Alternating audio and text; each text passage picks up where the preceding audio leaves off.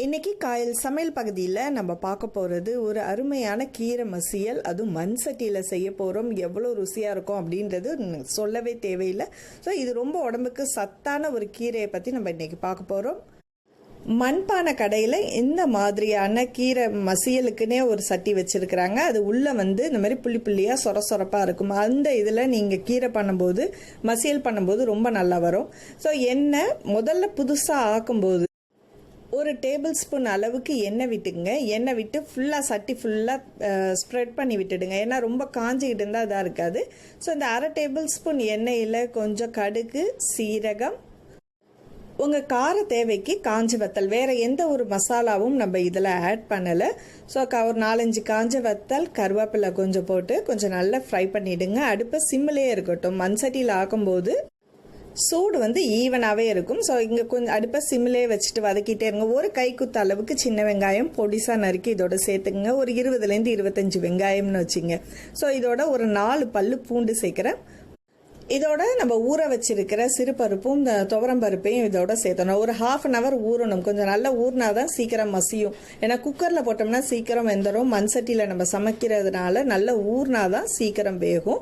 அதோட ஒரு தக்காளி, நல்ல பழுத்த தக்காளியாக பெருசாக ஒன்று, கொஞ்சமாக மஞ்சத்தூள், அதோட பருப்பு வேகக்கூடிய அளவுக்கு தண்ணீர் எல்லாமே சேர்த்து நல்லா கலந்து மூடி போட்டு ஒரு 10 நிமிஷம் குக் பண்ணிட்டுருங்க. அடுப்பு சிம்மிலே இருக்கட்டும்.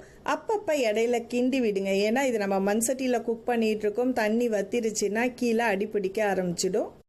தண்ணி தேவைப்பட்டாலும் நீங்கள் கொஞ்சம் ஆட் பண்ணிக்கலாம் இடையில. ஸோ இப்போ நல்லா கிண்டி விட்டுட்டு அது கொஞ்சம் மசிஞ்சதுக்கப்புறம், பருப்பு நல்லா மசிஞ்சதுக்கப்புறம் பாலக்கீரையை நல்லா சின்ன சின்னதாக கட் பண்ணி நல்லா அலசி எடுத்து வச்சதை இதோட சேர்த்துருங்க. கொஞ்சம் நல்லா பரட்டி விட்டுடுங்க. கீரையை நல்லா கலரி விட்டுட்டு உடனே தண்ணி சேர்க்கணும்னு அவசியம் இல்லை. ஒரு 10 நிமிஷம் அடுப்பை சிம்மிலேயே இருக்கட்டும். அதுக்கப்புறம் நீங்கள் கொஞ்சம் தேவையான அளவுக்கு ஒரு 1/4 கப் அளவுக்கு தண்ணி சேர்த்துக்குங்க.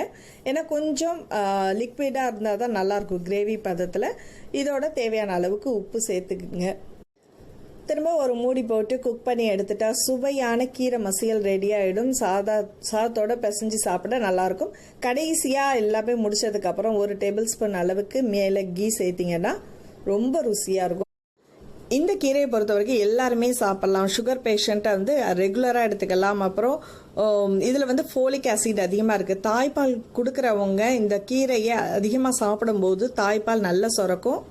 வளரும் பிள்ளைங்களுக்கும் சரி, அதே மாதிரி கர்ப்பிணி பெண்களும் சரி, இதை ரெகுலராகவே எடுத்து சாப்பிட்லாம். இதில் இரும்பு சத்து அதிகமாக இருக்குது, புரதச்சத்தும் அதிகமாக இருக்குது.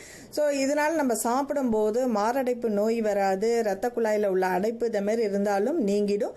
கண் பார்வை நல்ல தெளிவாக இருக்கும். ஸோ இதை பருப்பு ப்ளஸ் நெய்யோடு சேர்த்து சுடு சாதத்தோடு சாப்பிடும்போது ரொம்ப ருசியாக இருக்கும். ஸோ இந்த வீடியோ உங்களுக்கு பயனுள்ளதாக இருந்தால் மறக்காமல் லைக் பண்ணிவிட்டு உங்கள் கருத்துக்களை எங்களோட ஷேர் பண்ணிங்க. காயல் சமையல் பகுதி உங்களுக்கு பிடிச்சிருந்துச்சுன்னா மறக்காமல் சப்ஸ்கிரைப் பண்ணிவிட்டு உங்கள் நண்பர்களுக்கும் ஷேர் பண்ணுங்கள். அடுத்து ஒரு இன்ட்ரெஸ்டிங்கான வீடியோவில் சந்திப்போம். நன்றி.